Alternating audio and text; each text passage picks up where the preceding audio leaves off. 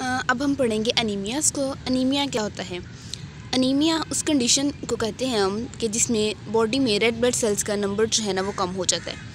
अब red blood cells का number कम होगा तो इसे हम कहेंगे अनीमिया।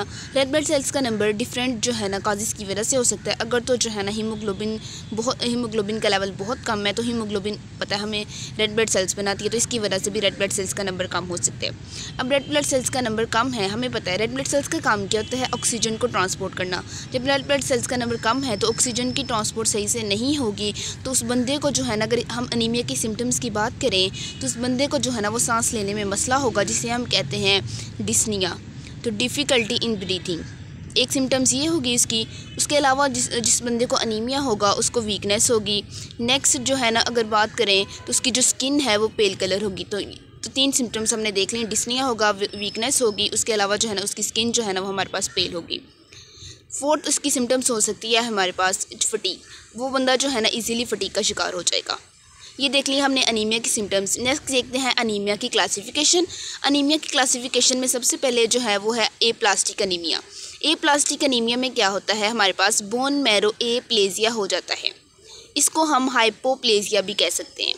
अब इससे क्या मुराद है कि अगर तो जो है ना हमारे पास ये जो बोन मैरो है, अगर इसकी डिस्ट्रक्शन हो जाती है या उसका कोई सेल है उसकी डिस्ट्रक्शन हो जाती है, तो बोन मैरो से हमें पता है कि सारे के सारे जो ब्लड सेल्स हैं, हमारे ब्लड के सेल्स हैं, वो कहाँ से बनते हैं? बोन मैरो से। अब बोन मैरो की डिस्ट्रक्शन हो जाएगी तो ब्लड सेल्स भी नहीं बनेंगे। तो रेड ब्लड सेल्स भी कहाँ से बनते हैं? ब्लड सेल्स ही है ना, तो वो भी बोन मैरो से बनते हैं। जब रेड ब्लड सेल्स नहीं बनेंगे, रेड ब्लड सेल्स का नंबर कम हो जाएगा, तो इसे हम कहेंगे अनीमिया। अब यहाँ पे देखते हैं, ये हमारे पास बोन मैरो है। बोन मैरो के अंदर होते हैं प्लूरीपोटेंशियल हिमेटोपोइटिक स्टेम सेल्स। इससे 2 सेल लाइंस बनेगी, लिम्फाइड स्टेम सेल्स और माइलाइड स्टेम सेल्स। अब माइलाइड स्टेम सेल से बनते हैं एरिथ्रॉइड, क्लोनिफॉर्मिंग यूनिट एरिथ्रॉइड और मेगाकैरियोसाइट, जो कि आगे रेड ब्लड सेल्स बनाएंगे और प्लेटलेट्स बनाएंगे। नेक्स्ट ग्रैन्युलोसाइट, क्लोनिफॉर्मिंग यूनिट ग्रैन्युलोसाइट और मोनोसाइट, उससे बनेंगे ग्रैन्युलोसाइट और मोनोसाइट हमारे पास। और क्लोनिफॉर्मिंग यूनिट इओसिनोफिल से बनेंगे हमारे पास इओसिनोफिल्स। अगर जो माइलाइड स्टेम सेल है, बोन मैरो का सेल है, अगर इसकी जो है ना इसमें डिस्ट्रक्शन हो जाती है तो ये सेल जो है वो प्रोलिफरेट नहीं करेगा, यानी कि ये सेल डिवाइड करके डिफरेंट सेल्स बना रहा था, अब इसकी डिस्ट्रक्शन हो गई है तो प्रोलिफरेट नहीं कर रहा, तो हम कहते हैं कि ये सेल क्या हो गया? हमारे पास हाइपोप्रोलिफरेटिंग सेल है। जब ये हाइपोप्रोलिफरेटिंग करेगा, मतलब कम डिवाइड करेगा, तो इससे बन रहे थे रेड ब्लड सेल्स, तो रेड ब्लड सेल्स भी कम बनेंगे। इसी तरह प्लेटलेट्स बन रहे थे इससे, तो प्लेटलेट्स का लेवल भी कम होगा। जो ग्रैन्युलोसाइट है, मोनोसाइट, उनका लेवल भी कम होगा और इओसिनोफिल का लेवल भी कम होगा। तो ब्लड सेल्स के जो बोन मैरो का सेल है हमारे पास माइलाइड स्टेम सेल, उसमें उसकी डिस्ट्रक्शन की वजह से हमारे पास जितने भी ब्लड सेल्स हैं उनका नंबर कम हो रहा है। इसे हम कहते हैं पैनसाइटोपिनिया। पैन का मतलब ये है आल, साइटो मीन्स सेल, पीनिया मतलब उनका नंबर कम है, तो इस कंडीशन को हम कह सकते हैं पैनसाइटोपिनिया। अनीमिया तो होगा जी, रेड ब्लड सेल्स की कमी की वजह से क्या होगा? अनीमिया। लेकिन इस केस में बोन मैरो की डिस्ट्रक्शन की वजह से ब्लड के जितने भी सेल्स हैं उनका नंबर कम हो गया, तो इसको हम कहेंगे पैनसाइटोपिनिया। अब इसका जो है ना पेपर में हमारे पास सिनेरियो आता है, उसमें ये वो देते हैं कि अभी रेड ब्लड सेल्स का नंबर भी कम है, प्लेटलेट्स का नंबर भी कम है और वाइट ब्लड सेल्स का नंबर भी कम है, तो मतलब ये कंडीशन कौन सी हो सकती है? तो उसमें आपने बताना है कि ए प्लास्टिक अनीमिया, इसमें बोन मैरो की डिस्ट्रक्शन हुई है जिसकी वजह से सारे के सारे जो ब्लड सेल्स हैं उनका नंबर कम हो गया है और इस कंडीशन को हम कहते हैं पैनसाइटोपिनिया। अब नेक्स्ट देखते हैं, अगर रेड ब्लड सेल्स का नंबर कम होगा तो उसकी वजह से होगा अनीमिया, ये हमने देख लिया। नेक्स्ट, अगर प्लेटलेट्स का नंबर कम हुआ है तो उसकी वजह से होगा थ्रोम्बोसाइटोपिनिया। थ्रोम्बोसाइटोपिनिया में क्या होता है? प्लेटलेट्स का काम होता है ब्लड की कोगुलेशन करवाना। जब प्लेटलेट्स का नंबर कम होगा तो जो ब्लड की कोगुलेशन ज़्यादा नहीं होगी, तो इस केस में हमारे पास जो ब्लीडिंग टाइम है वो इंक्रीज हो जाएगा। नेक्स्ट देखते हैं, वाइट ब्लड सेल्स का नंबर भी कम हुआ है, तो वाइट ब्लड सेल्स के नंबर की कम होने की वजह से उसे हम कहते हैं ग्रैन्युलोपिनिया, और इसकी वजह से क्या होगा कि उस बंदे में इन्फेक्शन के चांसेस ज़्यादा होंगे। तो ये देख लिया वाइट ब्लड सेल्स की कमी की वजह से क्या होगा। नेक्स्ट देखते हैं, ए प्लास्टिक अनीमिया के काजेस कौन कौन से हो सकते हैं। सबसे पहला काज है ये, फर्ज करिए हमारे पास है माइलाइड स्टेम सेल्स, ठीक है। केमिकल्स या रेडिएशन या वायरस की वजह से क्या होता है कि ये जो माइलाइड स्टेम सेल है इसमें म्यूटेशन आ जाती है, इसे हम कहते हैं जेनेटिकली आल्टर्ड स्टेम सेल। इसमें क्या आ गई है? म्यूटेशन। अब बॉडी तो इसे कंसीडर करेगी कि हमारे पास ये अल्टर्ड प्रोडक्ट है, अल्टर्ड जीन प्रोडक्ट है, तो बॉडी इसे कंसीडर करेगी कि भाई ये मेरा एंटीजन नहीं है, ये कोई ऐसे कि जैसे कोई नया एंटीजन है, कोई बाहर से एंटीजन आया है, न्यू एंटीजन है, ठीक है। तो न्यू एंटीजन बोन मैरो इसे एज ए लेगी और उसके खिलाफ जो है ना वो इम्यूनोसप्रेसेंट जो है ना सब्सटेंसेस रिलीज़ करना शुरू कर देगी। जैसे टी हेल्पर सेल सिक्रीट करेगी, ट्यूमर नेक्रोटिक फैक्टर रिलीज़ करेगी, जो कि जो है ना इस सेल्स को जाके वो डिस्ट्रॉय कर देंगे। तो एक काज ये हो गया एप्लास्टिक अनीमिया का कि इसमें जो है ना म्यूटेशन आ गई। नेक्स्ट दूसरा काज हो सकता है हमारे पास इडियोपैथिक काज हम कहते हैं कोई भी अननोन काज हो सकता है, यानी कि इसकी वजह जो है ना वो हमारे पास हमें नहीं पता, ठीक, अननोन काज। मोस्टली इसमें क्या हो सकता है कि जैसे मैंने बताया इम्यूनोसप्रेशन की वजह से जो हमारे पास अनीमिया होगा वो होता है इडियोपैथिक। केमिकल्स में क्या होगा कि हम देते हैं एंटी कैंसर ड्रग्स देते हैं कैंसर को ट्रीट करने के लिए। जो एंटी कैंसर ड्रग्स हैं हमारे पास वो भी जो है ना बोन मैरो के सेल के जाके उसमें कोई म्यूटेशन वगैरह कर सकती हैं, तो इसकी वजह से जो अनीमिया होगा वो होगा हमारे पास एप्लास्टिक अनीमिया। फिजिकल काजेस में क्या आ सकता है, फिजिकल काजेस में ये है कि रेडिएशन की वजह से जो है ना वो सेल में जेनेटिकली म्यूटेशन आ गई हैं, तो ये फिजिकल काजेस हमने देख लिए। Next viruses non B viruses की वजह से भी जो है ना हमारे पास ये हो सकता है एप्लास्टिक अनीमिया। नेक्स्ट इसका ट्रीटमेंट क्या है, एप्लास्टिक अनीमिया में क्या हुआ है, बोन मैरो की डिस्ट्रक्शन हुई है, तो ट्रीटमेंट इसका क्या है कि बोन मैरो ट्रांसप्लांट कर दो, तो फिर ही जो है ना मेन इसका जो है ना ट्रीटमेंट वो है बोन मैरो ट्रांसप्लांट। लेकिन दूसरा ये है कि मोस्टली इसमें काज होती है इम्यूनोसप्रेशन, तो उस बंदे को दे दो साइक्लोस्पोरिन क्या करती है, ये जो टी सेल का रिस्पॉन्स है ना उसको रिजेक्शन रिस्पॉन्स है उसको ये कम करती है, तो इस केस में हम साइक्लोस्पोरिन भी इसको जो है ना वो दे सकते हैं जो पेशेंट है हमारे पास एप्लास्टिक अनीमिया का। ये हो गया हमारे पास एप्लास्टिक अनीमिया। दूसरा देखते हैं ब्लड लॉस अनीमिया पढ़ने से पहले आपको कुछ टर्म्स का पता होना चाहिए। सबसे पहले मैं बताती हूँ आपको मीन कार्पस्कुलर वॉल्यूम, MCV से कहते हैं। क्या कहते हैं, मीन कार्पस्कुलर वॉल्यूम। ये क्या होता है कि average volume of the red blood cells, एक रेड ब्लड सेल्स का जितना वॉल्यूम है उसे हम कहते हैं मीन कार्पस्कुलर वॉल्यूम, और इसकी रेंज क्या है 80 to 100 फेमटोलीटर। अगर इससे कम होगा वॉल्यूम तो हम कहेंगे इसको माइक्रोसिटिक अनीमिया, अगर इससे ज़्यादा होगा तो इससे हम कहेंगे कि ये मैक्रोसिटिक सेल है हमारे पास। दूसरी टर्म देखते हैं मीन कार्पस्कुलर हीमोग्लोबिन।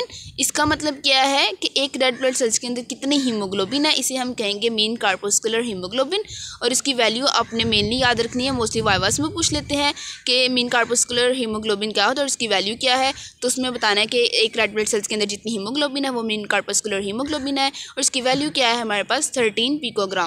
अब तीसरी टर्म आ जाती है हमारे पास मीन कार्पस्कुलर हीमोग्लोबिन कंसंट्रेशन, कि ये क्या मतलब ये है कि एक सेल के अंदर जो जितनी हीमोग्लोबिन है उसकी परसेंटेज क्या है, तो इसकी नॉर्मल वैल्यू होती है हमारे पास 33%। ये एक सेल के अंदर जो हीमोग्लोबिन है ना पेरिफेरी एंड पे जो है ना वो ज़्यादा होता है उसका लेवल, और दरमियान में जो है ना वो कम होती है, तो इसे हम कह सकते हैं कि डिग्री ऑफ हीमोग्लोबिनाइजेशन की एक सेल के अंदर कितनी हीमोग्लोबिन कंसनट्रेटेड है, तो उसे कहते हैं मीन कार्पस्कुलर हीमोग्लोबिन कंसनट्रेशन। अब देखते हैं ब्लड लॉस अनीमिया में क्या होगा कि ब्लड लॉस बहुत ज़्यादा हुआ है। अगर तो होता है क्रोनिक ब्लड लॉस में क्या होगा, ब्लड लॉस ज़्यादा है, हीमोग्लोबिन का लेवल कम हो जाएगा। अब सेल है उसके अंदर जो है ना ये न्यूक्लियस है, ठीक है, हीमोग्लोबिन कम हो गई है। अब हीमोग्लोबिन कम हो गई है तो इसका मतलब क्या है कि जो मीन कार्पस्कुलर हीमोग्लोबिन कंसंट्रेशन थी हमारे पास वो कम हो गई है। अब इसको ठीक करने के लिए सेल अपना जो है ना वो साइज़ भी कम कर लेगा, ठीक है, तो इस वजह से हम कहेंगे कि हीमोग्लोबिन कम है, तो इसे हम कहेंगे कि हाइपोक्रोमिक कंडीशन है, जो सेल है वो हाइपोक्रोमिक है, उसमें हीमोग्लोबिन का लेवल कम है। तो मीन कार्पस्कुलर हीमोग्लोबिन कंसंट्रेशन को मेंटेन करने के लिए सेल ने अपना साइज़ भी कम कर लिया है, तो इसे हम कहेंगे कि ये हमारे पास कौन सा सेल है, माइक्रोसिटिक सेल, ठीक है। तो ये हमने देख लिया। अगर क्रोनिक ब्लड लॉस होगा तो इस कंडीशन में क्या होगा, माइक्रोसिटिक हाइपोक्रोमिक अनीमिया। लेकिन अगर एक्यूट ब्लड लॉस होता है, क्रोनिक तो होता है ना जो बहुत लंबे प्रोसेस के लिए हो, तो इसमें बोन मैरो को टाइम मिल गया अपनी शेप चेंज करने का, तो उसका साइज़ कम हो गया। लेकिन अगर एक्यूट ब्लड लॉस है तो एक्यूट ब्लड लॉस में क्या होता है कि मतलब फ़ौरन से होता है, तो फ़ौरन से हीमोग्लोबिन कम हो गया, लेकिन बोन मैरो को टाइम जो है सेल है उसको टाइम नहीं मिला अपनी जो है ना वो शेप चेंज करने का, तो इस वजह से जो सेल होगा वो नॉर्मल साइज़ का होगा, जिसे हम कहेंगे नॉर्मोसिटिक, और जो है ना वो नॉर्मोक्रोमिक होगा।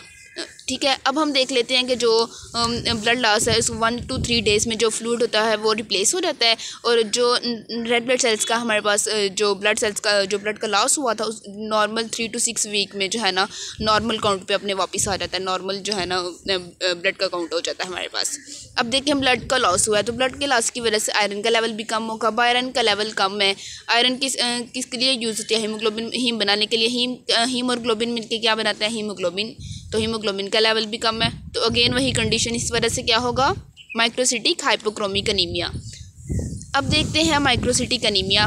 मैंने बताया था मीन कार्पस्कुलर वॉल्यूम क्या होता है, एक रेड ब्लड सेल्स का जितना वॉल्यूम है और इसकी रेंज होती है 80 to 100 फेम्टोलीटर। अगर जो है 80 फेम्टोलीटर से मीन कार्पस्कुलर वॉल्यूम कम है तो उसे हम कहेंगे कि ये सेल क्या है? माइक्रोसिटिक है। ठीक है, इसका साइज़ क्या है? कम। अब ये किस किस कंडीशन में हो सकता है? अगर आयरन का लेवल कम है बॉडी में, आयरन का लेवल कम है, आयरन ने क्या बनाना है?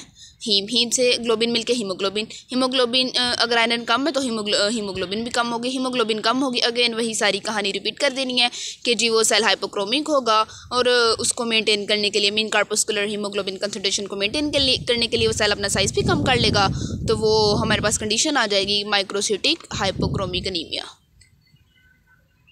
ठीक, अब इसका सिनेरियो भी मोस्टली आ जाता है कि माइक्रोसिटिक हाइपोक्रोमिक अनीमिया मतलब हीमोग्लोबिन का लेवल कम है या आयरन कम है, तो इस केस में आपने बताना है कि उस बंदे को कौन सा अनीमिया? Microcytic hypochromic anaemia. अगर जो है ना उसको थैलासीमिया क्या होता है? हमारे पास होती है हीमोग्लोबिनोपैथीज। थैलासीमिया क्या होता है? ये क्वान्टिटेटिव कंडीशन है। ठीक है, थैलेसीमिया क्या है? हमारे पास क्वांटिटेटिव कंडीशन है। या तो ग्लोबिन चेन जो है ना हीमोग्लोबिन बनती है हीम प्लस ग्लोबिन से, अगर ग्लोबिन चेन जो है ना वो डिफेक्टिव है या वो एब्सेंट है। ठीक है, ग्लोबिन चेन डिफेक्टिव है या एब्सेंट है तो उसकी वजह से जो कंडीशन होगी उसे हम कहते हैं थैलेसीमिया। इसकी दो टाइप्स हो सकती हैं, अल्फा थैलेसीमिया और बीटा थैलेसीमिया। अल्फा थैलेसीमिया में क्या होगा? अल्फा ग्लोबिन चेन एब्सेंट है या वो डिफेक्टिव है। बीटा थैलेसीमिया में क्या होगा कि बीटा ग्लोबिन चेन डिफेक्टिव है या फिर वो एब्सेंट है। नेक्स्ट सीखते हैं अगर हीम की सिंथेसिस कम है। अब हीम की सिंथेसिस के लिए डिफरेंट एंजाइम्स इन्वॉल्व होते हैं। अगर तो है ना लेड टॉक्सिसिटी हो जाए हमारे पास, तो फेरोचिलेट एक एंजाइम है जो कि यूज़ होता है हीम की सिंथेसिस में, तो वो फेरोचिलेट जो एंजाइम है वो इनहिबिट हो जाएगा तो हीम भी नहीं बनेगा। अब हीम की सिंथेसिस कम है तो फर्दर वही प्रोसीजर, हमारे पास हीमोग्लोबिन भी कम बनेगी जिसकी वजह से हमारे पास माइक्रोसिटिक अनीमिया हो जाएगा। नेक्स्ट इसका काज हो सकता है विटामिन सी की अगर कमी हो। विटामिन सी आपको पता है ये रिडक्टेज है, ये Fe3 पॉजिटिव को कन्वर्ट करता है into Fe2 positive. Fe2 positive हमारे पास वो फॉर्म है जो आयरन की जो इजीली जो है ना वो अब्जॉर्ब हो जाती है। अब आयरन अब्जॉर्ब नहीं हुई तो आयरन का लेवल कम है, तो इसकी वजह से क्या हो जाएगा? Microcytic anaemia.